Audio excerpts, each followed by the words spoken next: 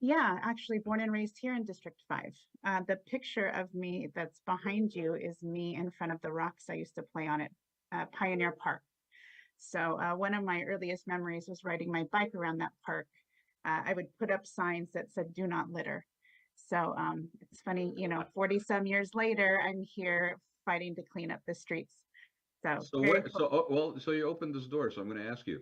So where did you get that?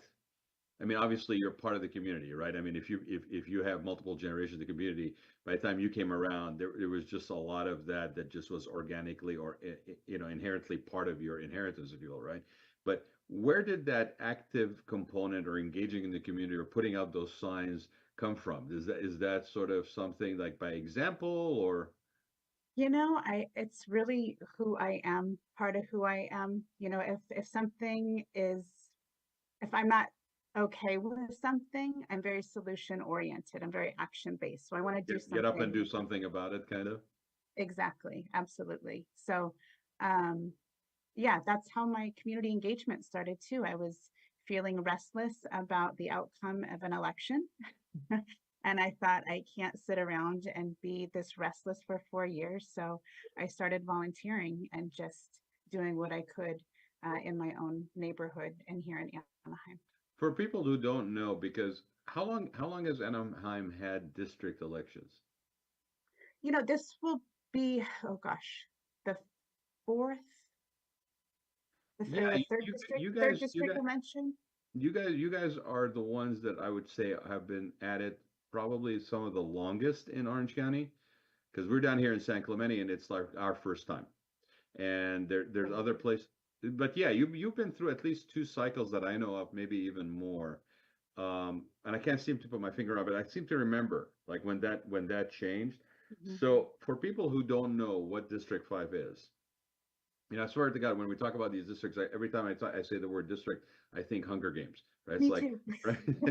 right? Yes. So, Yeah. so, so candidate from District 5. So for people who don't know what District 5 is, can you kind of give us a little bit of idea what the boundaries of that is? Yeah. So we're East Anaheim along the river, which Okay. is very special to me. Our city was founded for that reason, its proximity to the river. So it includes Angel Stadium, Honda Center, what will be OC Vibe, Yeah. Arctic Transportation Center, and then almost about up to where Camelot is. And for And people then, who don't know what Camelot is, sorry, the 91 and Kramer area, right. and then over to State College. Yeah. So that's exciting because there's a lot of stuff that's sort of traditionally been there, but then Mhm. there's a lot of new stuff coming up. There's new developments coming up, like you mentioned, the OC Vibe. That's a big deal. And then the whole impact also during the Olympics. So there's going to be some activities that are going to be happening at the Honda Center, for example, right? And probably, Yeah. I don't know if the Angel Stadium is involved, but I would assume that, there's going to be some activities that are Olympic related. Um, and Anaheim is an interesting town. And again, most people probably don't realize that it goes all the way to there. Like they probably know the Angels of Anaheim. They probably don't realize that it actually goes over to the other side of the freeway as well, and that far up. So East Anaheim, and what are some of the things that you said you got engaged with stuff like you saw some things you were concerned about things? What are some of the things that you were concerned about that got you engaged into this? I know our city does a wonderful job at serving youth. I have a son here, he's in second grade, but I do see a lot of opportunity for elevating our services to seniors and older adults. So I work in that space professionally, which I'm sure we'll talk about. Well, But yeah, I think I kind of like was leading you down this path because I think people should know that about you. So when you say professionally working in that field, what are you talking about? well, backing up a little bit, I was a Yeah. caregiver for my grandparents for about 5 years. Uh-huh. So they were 90 years old. My grandmother had Alzheimer's disease. My grandfather was mentally sharp, but Mhm. physically needed some help. So as a caregiver and went back to school, finished up a degree and started interning at Alzheimer's Orange County. Yeah. And over 10 years later, I serve as Associate Director of Community Outreach and Advocacy there. So what's So, interesting, it's interesting for, I mean, I don't know if you know this, but when we first started the Rad Life, I had just turned 50, and Paul, who was a bona fide baby boomer, basically made the mistake of saying, "Hey, would you like to do a baby boomer show?" And I said, "Well, I'm not a baby boomer." And he goes, "It's okay. We'll call you a baby boomer wannabe, and we'll just have you do the show." And we were talking, and then there, and you and I are probably, 1 or 2 degrees of separation from a lot of people that are involved in sort of that guarding and gatekeeping for the senior communities in Orange County. Um, whether it's Council on Aging, whether it's Alzheimer's OC, whether, it's like people that were working with, just on like end of life or palliative care or whatever. So we did a lot of that. And that was kind of our original incentive, was to try to have these conversations about stuff that was difficult to talk about. And I had kind of a personal, honestly, I was trying to like almost like game the system for myself, because my parents were older. And I'm thinking, oh, if I talk to all these people, then I'll be kind of ready, for when it comes time for me to do it. And in fact, my mom, my parents both have passed, but my mom went pretty quick. Once she took it she slid down right around COVID. She had stage 4 lung cancer, and then she kind of like just took a turn, and she went really quick.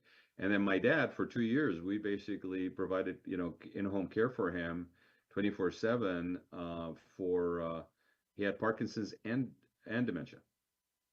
And I don't think people realize what is involved. We talk about first responders and things like that, and we talk about it from a medical or a fire or a thing. But we have a population in Orange County that is, the whole county is, I think correct me if I'm wrong, Kristen, but I think it's like a projection of something like 25% by 2030 or something that are 65 or older, and you have early onset, specifically to Alzheimer's.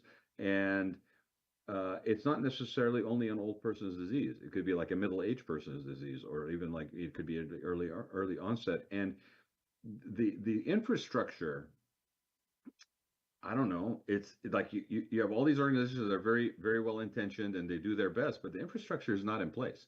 We are way behind the 8 ball on that one, and I'm not even touching on the financial viability of it for most people.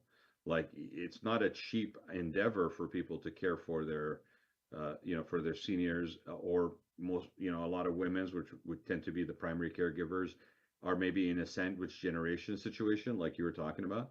But the thing I also find very fascinating is, just like in your case, your entry into that space was from a personal experience thing, right? And that seems to be repetitive, I think, for a lot of people that just sort of gravitate towards serving that community, which is a very vulnerable community. So where is and I'm not picking on Anaheim in any shape or form, but where is the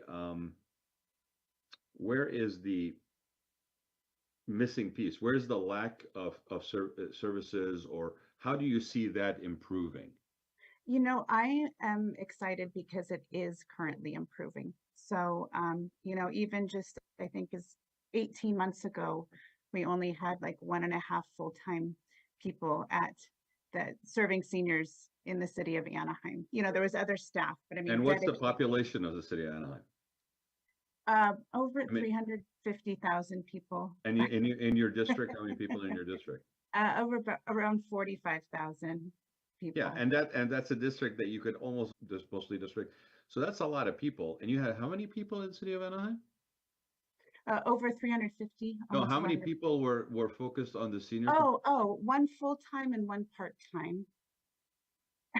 Am I missing something here? There was other staff, great staff, would help, from the department. But anyhow, point being, we're well Point being staffed. is we need more people focused on this issue. And we're going in the right direction. We do have a lot more staff serving seniors. They're focused on how we can serve best who need it most. So, How are the services? I mean, I'm assuming there's Meals on Wheels services in there. There's some, I'm sure there's a senior center, or even more than one, right? What is sort of like for somebody who's a senior in Anaheim, right? Because I'm familiar more with like this, what used to be South County and then became Agewell down here, and some of the stuff in Irvine. But just educate me here. Like, if you are a senior in Anaheim, is that, I mean, I'm assuming it's a multi-generational community, so you've got a good amount of people that fit in that age bracket, right? Yeah, Anaheim has the highest number of seniors in Orange County. We're the biggest city in Orange County, but we also, if I may say, we do not have a standalone senior center. You do not. No, So we have where do you have multiple like we have community centers Yeah, that serve that seniors. double up as seniors. Yeah, and our downtown community center has a really nice section and for seniors specifically. Um, but I know that there's opportunity to have a standalone senior center Now, now, that you've been doing this for what, 10 years as far as working for Alzheimer's? Alzheimer's OC Yeah. for 10 years and then caregiver for 5 years before that. Okay. So you've been on the end of it where you've looked for services, you've looked for support, you've tried to bring that into your family, to your grandparents. And then you've also basically now have the vantage point of looking at it from a larger perspective, being involved in it with Alzheimer's OC because of your role, right? So I'm curious because I've said this, but I mean, I'm not in the profession, right? But my feeling is that not only are the services for seniors in terms of acute or life supporting or, but you also have a change of profile in what is considered a senior or a person that would basically be looking for those services from the city, right? And so the nature of the profile change would also, I would think, constitute a need for us to reevaluate what it is that we're providing. Do you find that to be true? Absolutely. And we are, there's actually an active older adult committee that has been working really hard the past less than a year, but to work more cohesively with community partners so we can serve seniors best. So again, I think we're going in the right direction. Well, and specifically, Kristen, what I'm saying, and especially that, you're running running for a seat at City Council. This is not a new thing. There are standards by the American Institute of Architects. There's standards by the AARP for things that are what they refer to as livable communities, and that crosses into not just where it's universally designed, equal accessibility for people, but it also encroaches into things like walkability, transportation, things of that nature, because there's also that's part of the infrastructure that's not available. Like, I remember when I volunteered for 1 year of AmeriCorps at Cal State Fullerton under what used to be the We Care program. And a common friend of ours was involved in that at Cal State Fullerton. And our whole purpose was trying to develop transportation for people so that it wasn't just the available transportation to take them to the doctor for a medical visit or something like that, or the hospital, but actually what we would refer to you and I would refer to as probably life enhancing services, like for purposes of life enhancement versus just life sustaining, right? And that was a long time ago, before Uber.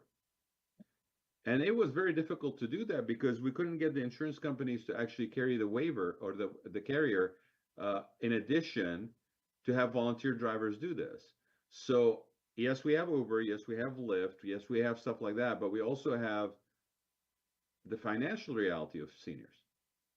So like, I keep trying to bring this conversation into discussion or even the types of housing availability for seniors so that they're maybe scaling down, but they're not giving up the quality of life that they're used to or the familiar surroundings that they're in. Because if they are at risk of doing that, they're not going to release their larger home that they are now living in, that they're using as a reverse mortgage kind of safety net in case they need it, right? Because medical costs. So it's not just this sort of side tangent thing. It's a very integrated part that has a ripple effect in a lot of things that services that cities do. So do you feel that conversation is starting to register and resonate, or is it something that's still kind of not looked at as a necessity, I guess is what the question is. I do think we're finally starting to look at that and have these conversations. You and I could have or have been probably having these conversations for the past 10 For a years. long time, even if not longer. Yeah, Yeah. No, because yeah. we've been seeing it. Like it's not new revelation, but it's like a lot of things that unfortunately are not dealt with proactively, and when it's in a crisis situation, then now it's the case, and it costs more. It's it's more of a rush. You don't basically build a sustainable model. Usually you're trying to do stopgap measures, right? And now you have this compounded by the affordability factor, because cost of living being expensive, property costs being expensive. So how does this factor into your thinking as you're running for a city council seat? Like, is this part of what you're thinking? Are there other things that are more critical right now that are on the radar? Well, I think the issues of aging touch the most important issues to everyone, safety, affordability, even jobs. I think we take for granted that seniors, everyone wants to be retired. And I've been talking to a lot of people who have left the workforce that very much would like to get back in there, but they get written off because of their age. We live in a very ageist community or society here We in the do. United We, States. we do. We do. But here's this is the other the kind of the interesting thing too, right? You see, today's senior is not their grandfather's senior, shall we say, right? It's to quote sort of an old automobile ad, but it's if you're supposed to retire at 65, right? The likelihood is that you're looking at, let's assuming some kind of good health, right? You're looking at probably 20 plus years of engagement. You still got about a third, quote unquote, of simple math of your life that you can't play enough golf. You cannot, right? So, and I've had this conversation when we had the chancellor of the community colleges, South County Community Colleges on, and I was talking to them about, like, you got this captive audience that is looking to maybe reposition and pivot or engage or continue to work, but maybe in a different capacity. Maybe it's a passion pursuit versus an economic pursuit. It may be one where they're looking to just kind of like start a business, for example, or whatever, right? And so we live in a society that I think still to a certain extent doesn't see the value of that. And in many cases, businesses, especially when it's cost of salaries, the old adage of I'll get rid of a person that's senior that I'm paying too much for because I can afford two other people, right? Yeah, well, the irony is when it comes to AI, I've been saying this to Paul the last couple of months. When it comes to AI, the way it is right now, you need that seasoned senior, mature adult, if you will, because they have the experience that basically guides the AI. Mhm. And then they also have the experience to quality control the output of the AI that you may not get the benefit of by basically, having them kind of sunset to the side, right? And so again, I'm hoping that with the fact that aging is not the side thing that happens to a smaller part of the population, that it's happening to more people in Orange County, that we realize that we need a different take on it. Yeah, and I'm here to do just that, use my platform to do whatever I can to just bring seniors to light and, let's get out, let's get active, let's get like thrive together instead of just existing or, So one. let's talk about the other side of the equation. Mhm. Okay. What about affordability? What about people that, like you, for example, are born and raised in these communities in Anaheim, and then basically look to start their life, start their families, whatever it is. They may want to start a family, they may not want to start a family. That's the other thing that's very different for today's youth. Like, do we build single family homes because that's what we've done for the last 20 years?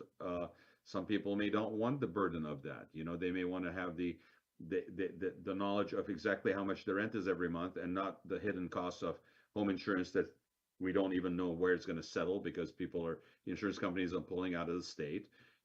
All of this stuff, it changes the whole dynamic of home ownership, right? Uh, how much is that also on your radar, kind of? Very much so. I mean, we're decades behind on building, but we also need to preserve the character of our neighborhoods. So that's a delicate balance there. But increasing affordable housing is important, and how we do that, is what the big discussion is. One way is to make maybe it easier to build affordable housing, streamline processes, things of that nature.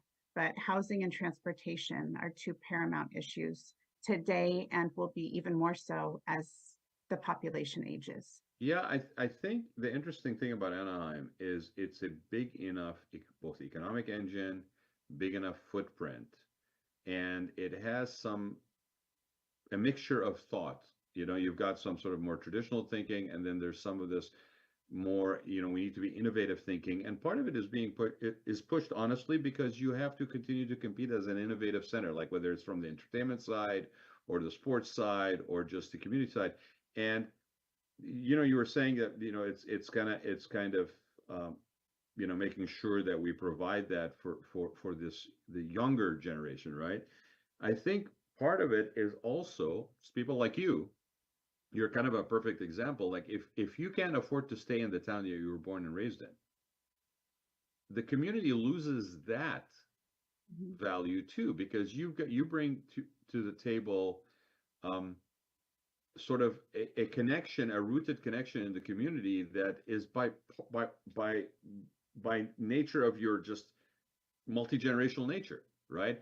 Where that thing is, sort of the background on some stuff. And it could be a detriment if you're kind of stuck in a way, but if you're also forward thinking and can find that balance, to your point, between sort of the appropriateness and sensitivity, but also the forward proactive thinking, that's a kind of a good sweet spot, which not only is just kind of an esoteric thing in my mind, like, oh, well, that's nice to do. I think it's also smart, both business, both in terms of appeal and drawing people in, whether it's in terms of visitors or actually people that are looking at the community now and going, okay, I can see myself in here, right? But how do we break through some of the sort of institutionalized thinking about things? Oh, that's a big question. You know what I'm talking about, because that's really what it comes down to, is right. There's sort of human beings are hesitant to change. Yeah, and nobody likes change, but that's the only thing that is constant, right?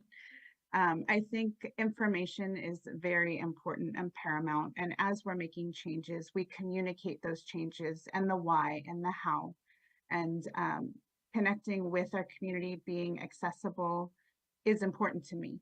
So, having community forums. What I really liked about OC Vibe, that project as a resident, is that I felt like I knew what was going on before a shovel hit the ground. Right. There was a lot of information given. And so I appreciated that. And I would like to see more of that going forward. Yeah, and I think there's been, I know some people that have been on city council. Dr. Jose Moreno actually used to pride himself on being the guy who has been on the show the most, multiple times. I've been at the city council in Anaheim myself in my role as chairman of the Arab American Civic Council, where basically it was like, okay, can we get that little Arabia district sign off the freeway? And it took us 20 years to get that done, right? And part of it was just resistance, and for whatever, I don't even want to get into it because it's kind of like archaic thinking in some parts. But at the same time, you have some new leadership, both at the mayor level, relatively new leadership with Ashley, and who's been on the show too, and also Sergio Ramirez, who's on the economic development. So it's an interesting time, and I actually used to be vice president of a pro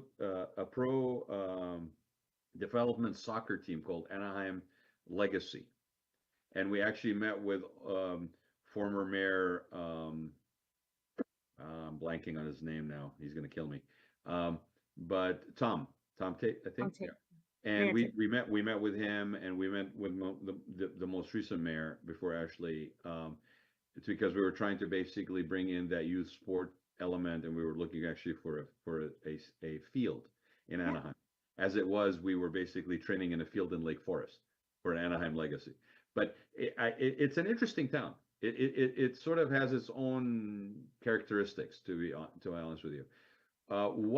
How's it been? How has it been running in a district that you were, basically born and raised in? Given the dynamics of what's going on right now, and also with the fact that you're basically bringing this sort of message that's blending both kind of like the heritage and the history and the connection with the community, but also this, hey, we got these incoming challenges, whether it's an aging population or it's the affordability thing. Do we start calling it workforce housing or proximity housing instead of just calling it affordable housing? Everybody's showing up with a pitchfork and a torch at the city council and saying, not in my backyard. Like, how has it been? Because I'm assuming you've been knocking on doors, right? Deep breaths. Yes. Yeah, I actually, excuse me being so casual, but I just came in from canvassing and I'm going to go back out canvassing. Right. So it's been overall really good. It's been nice to connect with the community. And, I think I know what we need, but to hear from residents what's important to them. So what is important to them? What have you found? Public safety is paramount, and that means something different to everybody. Mhm. But, feeling safe where we live, where we work, where we shop, where we play, where we send our kids to school, all falls under public safety. What do you think? What do you think are some of the reasons behind people feeling not safe, specifically in that area? I think our streets physically are not as clean as they used to be. Okay. Homelessness is a crisis. And I think there's a fear element there. We do see a rise in crime. We do have more break-ins than we did maybe 15 years ago, or at least it feels like that. Maybe we're Right. talking about it more. Right. But we're again going in a good direction. I think the future is very bright for Anaheim. I think, I think public safety involves everyone getting together, multi-departments getting together, the police first and foremost, but also we need residents to work and report things and to have connection amongst each other for that safety. Anaheim is a big city. I mean, it's a large city. It's a large footprint city. Do you feel that the level of engagement in the community is high, or is it just kind of like it's so large that it's difficult for people to get engaged? Residents or no residents. No, but that's a good point. It's not, because you also have a lot of people that have vested interests. There's a lot of stakeholders that are more maybe on the company side, or the large entertainment corporations and things of that nature, right? And whether it's the Angels or Disney or multitudes of people, like we may even mention the Packing House, right? So what do you feel that the residents of Anaheim, because I live in a kind of in a different universe down in San Clemente. Okay, when we have something going on, we have standing room only outside the city council chambers, even, because everybody is involved. It's like an extended family that is going to show up, for anything and everything. Is it? I don't know. How is it in Anaheim? Is it heavily engaging? Is it issue specific? I think very issue specific. I think people want to be more engaged. Okay. A common thing that I hear is we want more information. We want to know what's going on.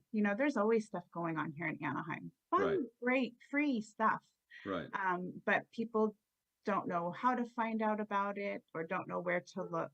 So centralizing a calendar or communicating that clearly is important. And It's funny, Kristen, that's sort of the same thing with the senior side of things, right? Most people, they kind of don't think they need to know, and then when they need to know, they don't know where to go to get the information, and they want to be involved and active. They don't know who to go to, what information they have available, but even though it's there, but it's kind of interesting. I kind of just ran parallels in my head there for a minute. What are some of the other things that people have told you other than safety? uh, Transportation we touched on a little bit. yeah, we did just, I would And say, I'm assuming when you say transportation, like alternative transportation or public transportation or things of that nature, or what? yeah, connectivity, knowing where to go, how to access buses, the safety at bus stops, Yeah, they could be more well lit right. or cleaned up, physical trash on the street. I hear about that. So I think in general, people want to have more programming in our public spaces. They want to feel safe in our public spaces. One thing that I've been talking about a lot with people is our libraries. We Okay. have wonderful libraries, and talking about information. Our libraries can be that hub for information and Yeah.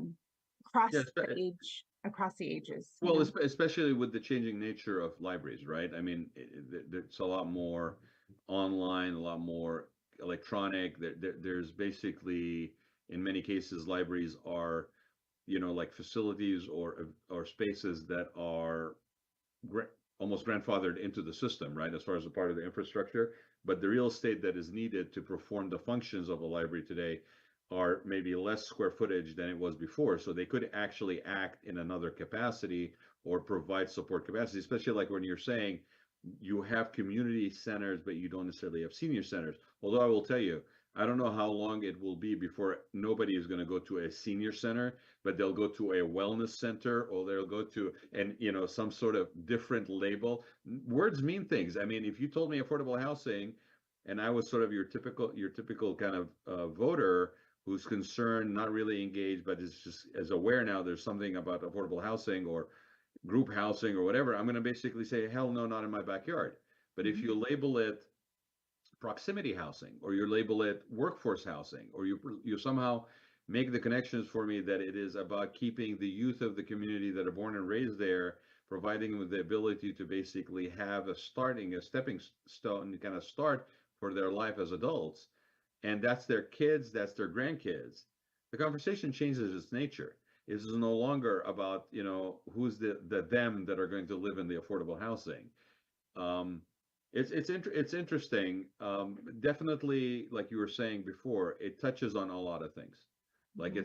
it's not a neat little box that you can put aside. And I'm thinking your community outreach position probably at Alzheimer's has given you the ability to communicate with people on things that are tough topics. Yeah. Yeah, and that's important to me. And I know we're running a lot out of time, Close, but yeah, mental health is something that's very important to me. I can Um, imagine. and just breaking down the stigmas around it. So when we're talking about difficult conversations, like homelessness, mental health, I think we need to have many voices around the table and be honest and get real. And I look forward to being a part of those conversations. And I'm hoping to that specific topic that, especially coming off COVID, that we all have a different sensitivity and appreciation to the conversation about mental health. It's not a the guy has schizophrenia and he needs institutionalized help or something like that. Mental health has many layers. It could be anything from just change a career, stress related. You're a sandwich generation, caregiver that's trying to balance work as a second income bringing into the house, to basically kids going to school, high school, to parents that are aging. Like, it could be Yeah. Our un, first responders. yeah, first responders that are basically caring for all these people, dealing with. I mean, I don't know how caregivers do it, to be honest with you, Kristen. Honestly, like I saw caregivers that take care of my dad, and you can't avoid but build an emotional connection. Like it's a vulnerable population, right? So you do that, but then as draining as it is on a family member to see somebody, for in the case of Alzheimer's, basically just fade away in front of you, right? For a caregiver that does that, that then basically goes and does it again and does it again, and to go through that anticipatory loss and then the grief, and then basically put yourself back into it. I mean, you want to talk about people that caregivers that need care themselves, right? And I think it is becoming more and more important that people that represent the interests of people in communities have sensitivity to some of that stuff. That it's a complex role, Yeah. you Yeah. know. Definitely. I'm here to get real, to be real, and to have those tough conversations and, to break down stigmas. Like I said, as one council member, I can't solve the mental health crisis that we're in, but if I can provide, that connection, build bridges to have more programming, and just talk about that more. I'm here Well, for that. I think people sitting on city council in Anaheim too have an additional role that they can play in Orange County because of the nature of the community, the nature of the city, what it represents. It's sort of a ad hoc hub, if you will, or a center, just like kind of Irvine is in a way, right? Um, and I think there could be a leadership situation there where you lead an effort not only for the benefit of Anaheim but also the benefit of Orange County as a whole on some of these regional issues that everybody that we've had on faces, whether it's Laguna Hills that has 10,000 people, or districts in Irvine that have 80,000 people, or like, how has it been for you? Like, has the exercise of running been something that's been mostly positive? Is it something that just, Uh, I'm saying that because of the nature of the political environment that we're in. I mean, it's a pretty nasty environment out there. oh yeah, it's brutal. It's brutal, but it's the hardest thing I've ever done. It's also been the most rewarding thing I've ever done. It's I've stretched farther beyond I thought I was capable of, and have pushed through some really challenging times. But my love for the city of Anaheim is bigger than any fear that I have. So um, I'm here. I'm here to serve, and I hope that I earn the support of residents here in District 5. And how can people find more about you? And I know it's only 5 days or 4 days, whatever we have Yeah, left, but how can people help? I appreciate that. They can visit my website, kristenforanaheim.com. I'm also on Instagram and Facebook. And like I said, I'm here to be accessible and responsive to people. So if people have a question, a concern, they want to talk Anaheim, please reach out. Yeah, this is a lady you guys need to know, regardless of the outcome of the elections, because at one point or the other, unless you are somehow, you're not rooted in something, or you have a family tree or something, whatever, you're gonna need to basically touch base with people like Kristen as you face your own challenges. And honestly, I think, some people say, well, we need the old guard, or we need the new guard for new blood, or we need the old guard for old stuff. It's not so much that. I think people need to understand that the role that we vote, literally, we're hiring you guys to basically do a job, right? I mean, but that's how we voters are, what we're doing.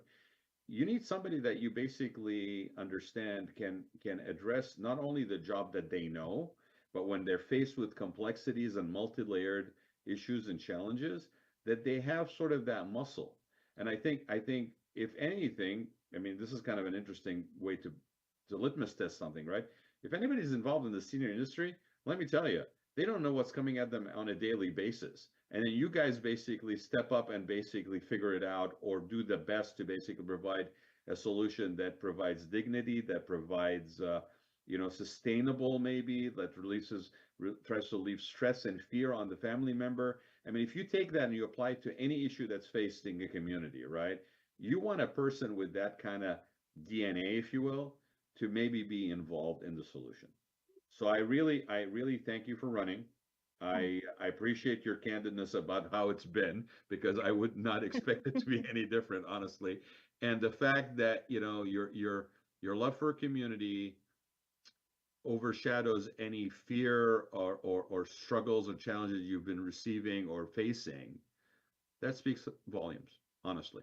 I appreciate that. Yeah. I hope that shows through. Yeah, it's been wild. Well, I'll I work sure it. hope so. I sure Yeah. hope so. And thanks for being on, because again, just kind of to circle back around, the reason why we're doing these shows is because candidates don't get a chance to actually be themselves. Don't get a chance for the audience or the voters. It is a performance sport, man. The audience, the voters actually to get to know you. And so I appreciate you taking the time, especially with it being so close to election day. I know you are slammed. So thanks for taking the time. Good luck Yeah. with canvassing this afternoon. Thank you so much. I appreciate the opportunity. And Yeah. I hope to talk to you soon. Absolutely. Oh, I'm sure we'll talk again, but regardless of the outcome. But I wish you luck in the elections. And yeah, just it's nearly there. So yeah, 5 days, and then the work really starts. Yeah, exactly. Thanks, Kristen. Have a great afternoon. Thanks, you too. Bye. Thanks everybody for joining us, and we're going to be back in about 10 minutes with another candidate spotlight. So Paul, take us away, and I'll see you guys and everybody else in about 10 minutes.